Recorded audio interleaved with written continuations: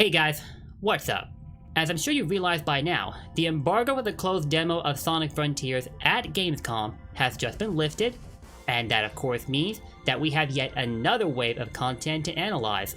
Alongside that, we got a couple more pieces of content taken from the public demo build, which primarily featured Kronos Island and a number of the cyberspace stages. Gonna warn you right now, there will definitely be Frontier spoilers inbound with this video, so if you don't want the surprise to be given away until the release date, which is November 8th in case you need a reminder, I suggest clicking off this video.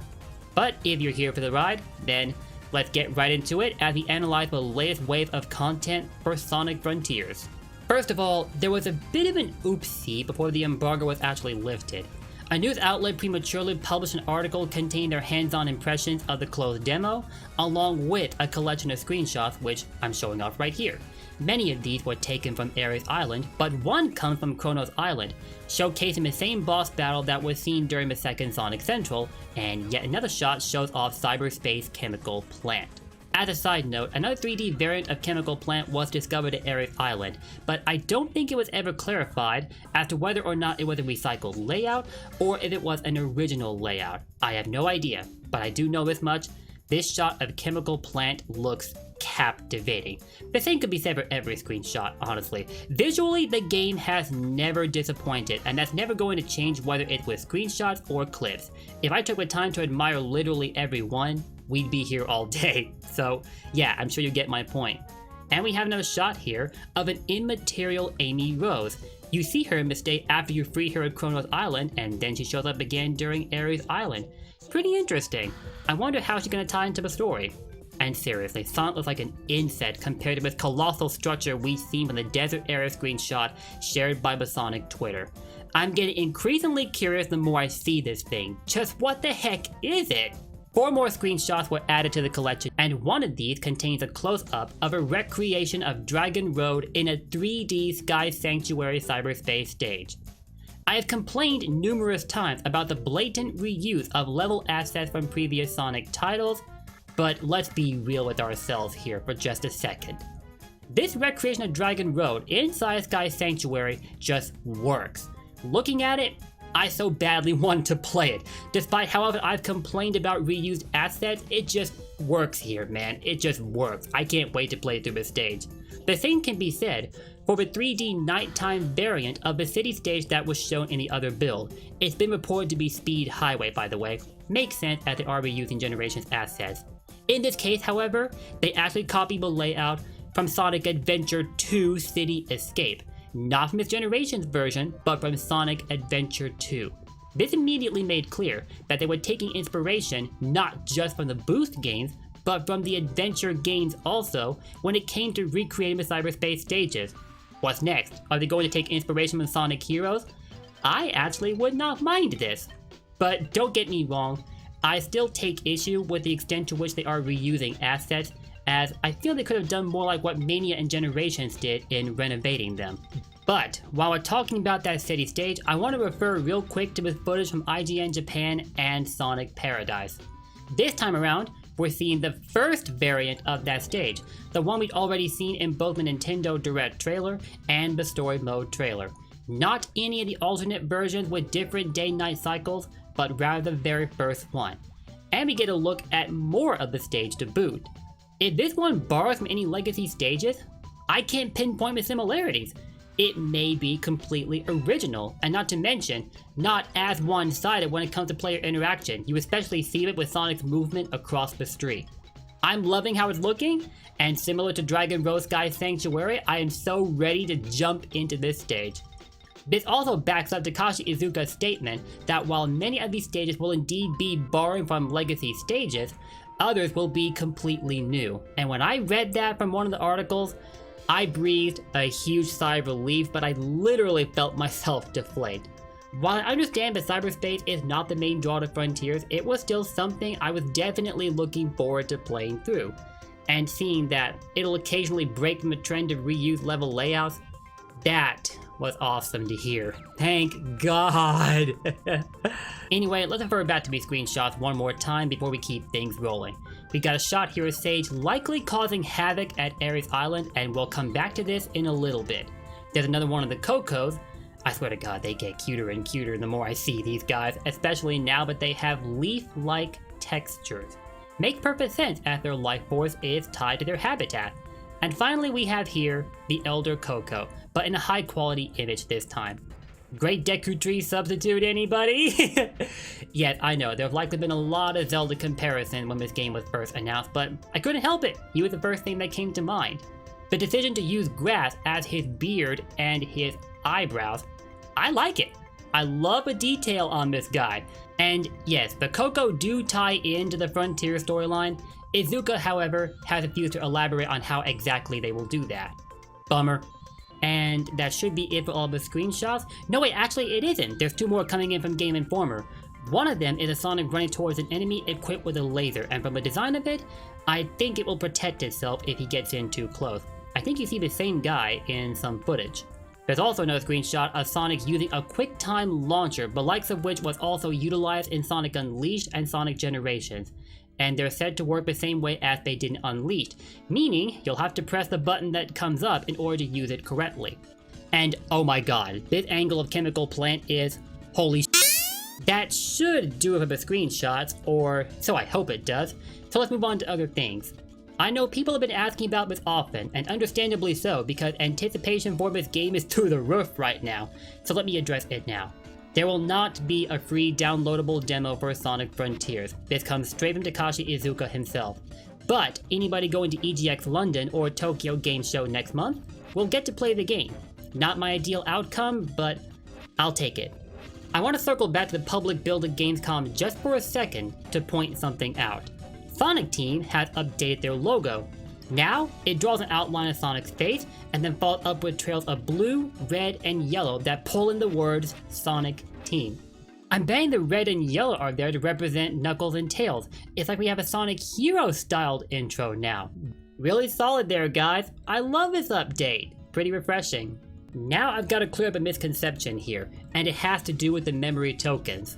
When it was first explained that you would be collecting memory tokens to rescue the characters that they represent, and there are different versions for each character, from the name alone, we also theorized that in addition to rescuing these characters, you would be helping to restore their lost memories.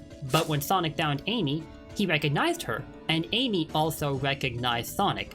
This immediately destroyed the theory that the cast was suffering from amnesia. The only things they're confused about are where they are and what the heck is going on. While we're talking about memory tokens, Knuckles' version of them has been revealed, and his are collected at Ares Island, as that is where you will rescue him. His tokens appear to resemble the white crest seen on his chest. Like in every other case, you can collect memory tokens by finding them scattered across the open zone areas, or even by defeating enemies, as seen here in this footage. There's also a cutscene that plays when you rescue Knuckles, just as is the case when you rescue Amy. But while I've seen the cutscene with Amy, I didn't see the one with Knuckles. Though it is described in greater detail by one of the participants at Gamescom, specifically Rookie. If you've been on Twitter, you might recognize the name. He's been helping to share Frontier's coverage from Gamescom with us. Many thanks to him for his hard work, and to everyone else who participated as well. The cutscene with Knuckles eventually leads to him and Sonic being pursued by a Titan, and this in turn triggers a quick step section that, from what I'm reading here, was apparently very strongly designed. You remember the daytime bosses in Sonic Unleashed, which will also be quick step sections? It works somewhat similarly here, but this time, you can switch between different levels of altitude, and each one leads to different obstacles for you to overcome using either your homing attack or your wall run. This leads to a very exciting sequence while you're struggling to escape the Titan. I wish I could see footage of this, because honestly the concept enthralls me, but unfortunately there's no such footage out and about. Of course, wherever Knuckles goes, the Master Emerald must follow, and even the Frontier Prologue animation supports this. But from reading this hands-on impression from Rookie, nothing is mentioned about the Master Emerald. Maybe the two were separated during the prologue. When's the first episode coming out? Apart from the city stage, we've been treated to a variety of clips taken from Ares Island. Putting aside the fact that we see Sonic collecting Knuckles' memory tokens, perhaps the most captivating of these clips would be his battle against one of the Guardians seen in the story trailer. There is a catch to this battle in particular though. They're fighting inside an arena made entirely of energy rails, but oddly enough, these rails don't appear to have any harmful effect on Sonic, only on the boss. Whenever Sonic touches a rail, it turns him into a ball and launches him all around the map, and whenever he slams into the boss, that causes it to slide around until it runs right into red rails that actually damage it, leaving it open to further attacks from Sonic. And let me just talk about the sound design here. This was already evident from watching sequences of numerous battles here and there, but Sonic Team has really nailed the sound design with this game. In this case, it gives you the feel that you're fighting against a colossal threat in the middle of the desert, although this one isn't nearly as colossal as the bigger foes that you will face later on, like the Titan described in Rookie's hands-on impression. There's another boss you fight here, but this one consists entirely of grinding along rails. No footage of it, however, but it is discussed in this article from Game Informer. To summarize, these boss battles are not going to be straightforward. It will require a great deal of strategy on your part to stand a chance at winning these battles, and that is what I like. From what Sega has said, they're really trying to sell the open zone aspect to players, and though I haven't played the game myself, I can safely say from the footage I have seen that they're succeeding admirably. They've got me wanting to do more than just bash enemies' faces in or picking up collectibles or progressing the story. I want to do some thorough investigating of the desert area now. Between these screenshots and the footage, my imagination is just running wild. And if the desert area looks this amazing already, I'm honestly scared of how crisp the other 3 islands are going to look. There's so much left for us to be surprised by, and frankly, I can't wait. From reading through these hands-on impressions, we can easily spot a common theme: skepticism gradually changing into optimism, even from those who haven't engaged in the Sonic series in a long time. They weren't without their gripes, however. For example, the pop-in we first noticed since 2 months ago is still a noticeable issue, but as it is a pre-release build and the final product itself is still in the debug phase, I imagine this will be cleaned up before November 8th, or so I would like to hope.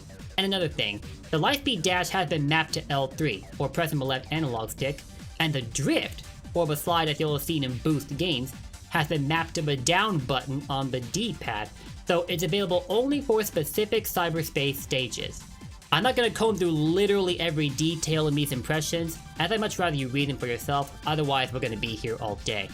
But, out of these articles, Rookies is the most packed with important information, and we're going to go over these key notes real quick, one by one. We've known about this since a recent video, but in addition to the customizable sliders and the ability to choose between 2 styles of gameplay, we can also toggle a difficulty setting. This appears to refer primarily to the number of hits that each enemy will take before they go down. It doesn't seem to suggest a change in their attack patterns or anything like that. Each of the Chaos Emeralds can apparently be collected more than once. One of the guys playing the demo managed to snag up to 4 at Kronos Island, and one of those same emeralds, the dark blue emerald, was discovered again at Ares Island. This is quite peculiar, and when the player questioned Sega about this, they simply responded that it was due to story-related reasons and wouldn't elaborate any further. If I were to make a theory as to what is going on here, it would be like this. On each island, you can find all 7 emeralds, and then when you progress to the next island, they immediately disperse and you need to find them again. I think this would be part of what would justify the apparently staggering number of cyberspace stages that Sonic Frontiers will have. At last count, I'd heard there was going to be at least 28, but with the revelation that there are 5 islands to play around with, there could be as many as 30, maybe 35, possibly even 50. We don't have a final count though, I can only guess. Movie Sonic meets Game Sonic, in a manner of speaking. Anybody remember Sonic Colors Ultimate and the customizable items? In the case of Frontiers, when you max out your ring counter, a cutscene is triggered in which Sonic gains a lightning aura similar to what he has in the movies. This gives him infinite boost for as long as he doesn't lose any rings. I love this idea as it adds further importance to your possession of rings. Much like how when Link has max health and he swings his sword, he sends out a projectile. When you look at both this and the fact that Ian Flynn is helping to write the story, it feels like the worlds of Sonic comics, Sonic games, and Sonic movies are all colliding in Frontiers, resulting in the unified Sonic experience that Takashi Iizuka envisions. Man, this blows me away the more I think about it. All that's missing is a reference to Sonic Prime, but then again, Prime might be based directly on the game from what little we've seen of it, so maybe it isn't necessary. As far as playable characters go, all we're getting is Sonic. There's no Shadow, there's no Silver, only Sonic. This I can get behind, as their focus needs to be on perfecting Sonic's gameplay for this new open zone setting, and once they do that, they can then entertain the idea of multiple playable characters. I do miss seeing multiple characters in Sonic games though, so hopefully the concept makes a swift return. Oh look, another note taken from Breath of the Wild. You remember those Blood Moon episodes where enemies would randomly be regenerated in the middle of a night? Looks like we're gonna have to worry about that in Frontiers also, but it comes with the added benefit of being able to collect star fragments, which will enable you to play around with a slot machine. Nice!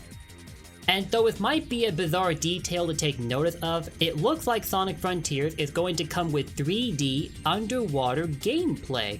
This is uncommon, I'll admit. It's one thing to see underwater gameplay in Sonic Generations and Sonic Colors, specifically Aquarium Park, Chemical Plant, and Seaside Hill, but it's typically in 2D. 3D underwater gameplay is a bit of a different story, but it has happened before. Sonic Adventure 1 is admittedly not a good example. In the case of Sonic's story, the only time he risks drowning is if he goes into a swimming pool at Station Square. But he doesn't have a reason to do that, except to talk to an NPC. Otherwise, water plays no role in any of his action stages, so drowning is something he doesn't have to worry about. Big, however, is a different story, not for when he's fishing for Froggy, but when he wants to play through his other missions, he needs to catch bigger fish. And to do that, he's better off exploring the stages by swimming through bodies of water. And that is when he is at risk of drowning. In Sonic Adventure 2, Knuckles and Rouge face a similar risk in their treasure hunting missions, but in the case of Knuckles, he can completely avoid that risk by finding an upgrade item that allows him to breathe underwater. Rouge, on the other hand, has no such benefit. Given how Sonic Frontiers is shaping up so far, they could really make underwater gameplay an interesting attraction. But in what way? Well, I guess we'll just have to see. Okay, I think we're getting to the tail end of this video, so let's speedrun all the way to the finish line. There was an episode of a podcast called, and I love the name of it, Got a Podcast. That is so cool. But it's in a different language, so unfortunately I couldn't understand a word that was being said, but it had a 30-minute interview with the man, the myth, the legend, Takashi Iizuka. So I wanted to know what was being said, obviously, and SSF1991 was kind enough to translate some key points for us. Much of the interview repeats information we're already familiar with, but it does point some things out. For one, the design of Sage is intentional in a way that it would cause the player to question her involvement every step of the way. Who is this character? What does she do? Why is she trying to chase Sonic off the islands? Also, despite her similarities with Infinite, the two are not connected in any way. I really hated having to disappoint all Infinite fans out there. To a surprise of probably nobody, the Switch version of Frontiers is going to have the worst of it. It will have the lowest frame rate and resolution. Unnecessary sacrifice to appeal to its dual functionality, but yeah, I can totally see why Switch players will be disappointed by this. But as long as the game runs well enough for them, I think they won't care too much.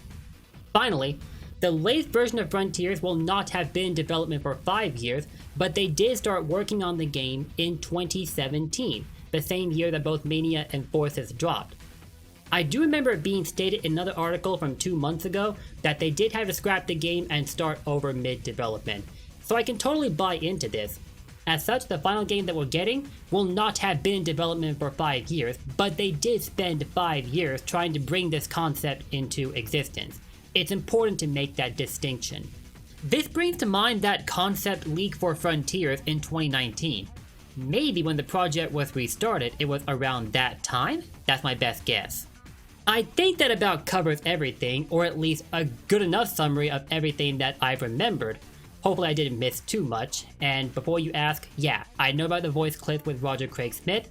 I've not forgotten about them. They will be covered in another video. Same with the cyberspace debate, so be on the lookout for both of those videos and more. To everybody at Gamescom who worked so hard to give us a heads up on Sonic Frontiers, thank you so much. Your work is super appreciated. All of you are the MVPs. The providers of each of these clips and articles used in the video will be named in both the video and the description. Feel free to hit that sub button and ring that bell to catch them when they go up. And if you did enjoy this video, let me know your feedback with your likes and comments down below. Sonic Team and Sega, good luck with Sonic Frontiers. We're rooting for you. And I'll see y'all next time. Peace! Blue Blurs for life. Take care.